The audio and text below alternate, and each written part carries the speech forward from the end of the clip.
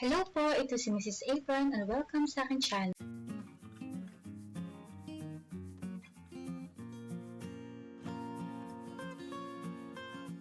Sa episode na to ay gagawa po tayo ng creamy maha. Ito ay napakadaling gawin at pwede po natin itong gawing negosyo.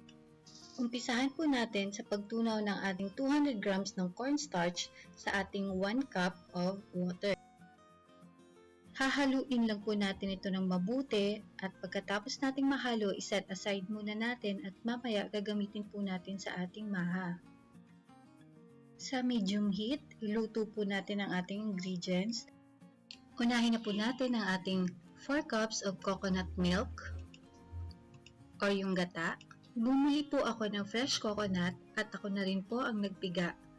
Para po masigurado ko na purong-puro at malinis ang ating gata na gagamitin sa maha.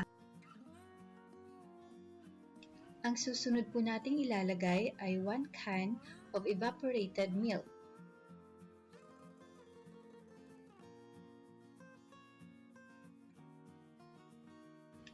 Ang susunod naman nating ilalagay ay ang 1 can of condensed milk.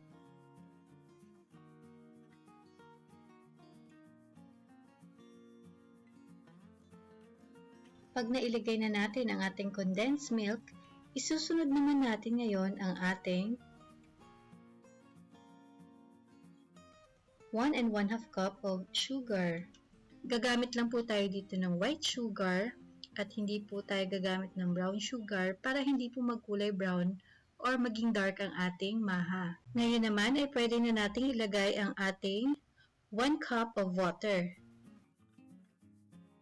Halu-haluin lang po natin ito ng maigi at huwag po natin titigilan yung paghalo. Lagi nating tatandaan na dapat nasa medium heat lang po siya para hindi po dumikit sa ating pan.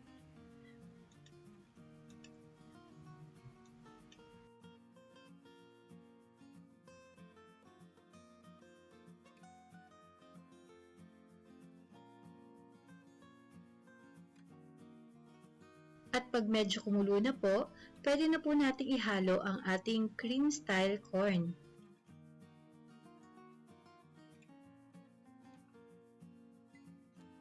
Continuous lang po ang ating paghalo sa ating maha, lalong-lalo na po dun sa last step natin na paglagay ng ating cornstarch. Ngayon po ay pwede na nating ihalo ang ating cornstarch na may tubig na hinalo po natin kanina. Kung mapapansin nyo po, continuous po ang aking pag-stir dun sa cornstarch para masigurado ko pong wala pong namumuong cornstarch sa ilalim.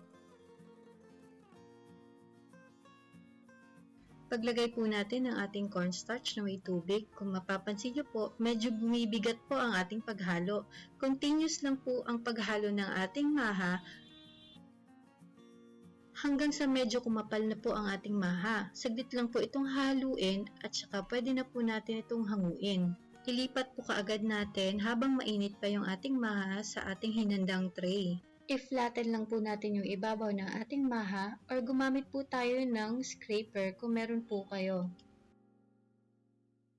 Mas kaaya-aya po tingnan ang ating maha kung pantay-pantay po ang ibabaw nito.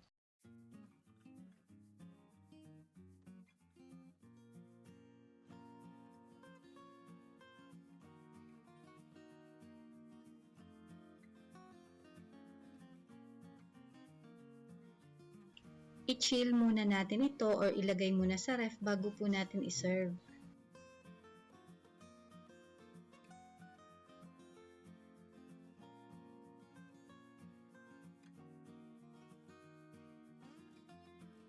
At sana po ay nagustuhan nyo ang ating episode ngayon na creamy maha with cheese.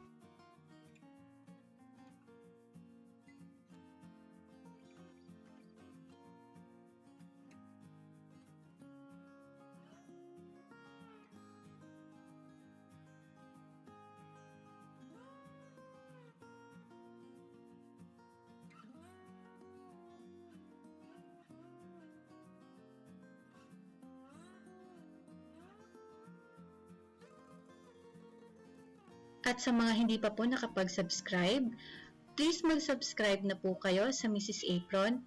Linggo-linggo po ay magpo-post kami ng mga bagong recipes na makakatulong po sa atin para sa ating negosyo. Maraming salamat po.